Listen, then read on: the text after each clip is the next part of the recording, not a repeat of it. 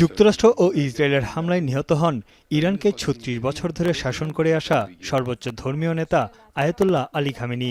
তার মৃত্যুতে গভীর ভূ রাজনৈতিক সংকটের মধ্য দিয়ে যাচ্ছে ইরান। দেশটির বেশিরভাগ নেতাই যুদ্ধে প্রাণ হারিয়েছেন। এমন কঠিন মুহূর্তে দেশটির সর্বোচ্চ নেতা হিসেবে প্রয়াত আয়াতুল্লাহ খামেনির ছেলে মুজতবা খামেনিকে নির্বাচিত করেছে বিশেষজ্ঞ পরিষদ।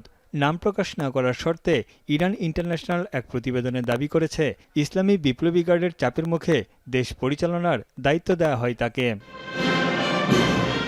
তবে ইরানের এমন অস্থির সময়ে দেশকে নেতৃত্ব দিতে হবে ৫৬ বছর বয়সী মুজতবা খামেনিকে।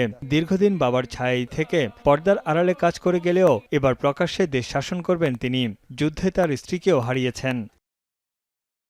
১৯৬৯ সালে মাজদা শহরে জন্ম নেয়া মুজতবা মাধ্যমিক শিক্ষা শেষ করেই ইসলামী বিপ্লবী গার্ড বাহিনীতে যোগ দেন।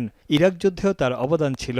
তবে মুজতবা খামেনি কখনো উচ্চপদস্থ ধর্মীয় নেতার পদে বসেননি।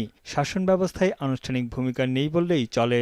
২০১৯ সালে তার উপর নিষেধাজ্ঞা জারি করে যুক্তরাষ্ট্র।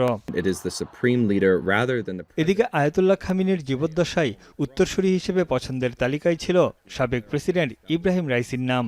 ২০২৪ সালে হেলিকপ্টার দুর্ঘটনায় মারা গেলে আলোচনায় আসেন মুজতবা খামেনি। ইরানের নবনির্বাচিত সর্বোচ্চ নেতাকেও নির্মূলের হুঁশিয়ারি দিয়েছে ইসরায়েল।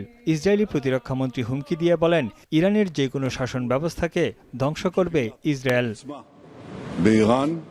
তানভীর জনি, এখন বিশ্ব।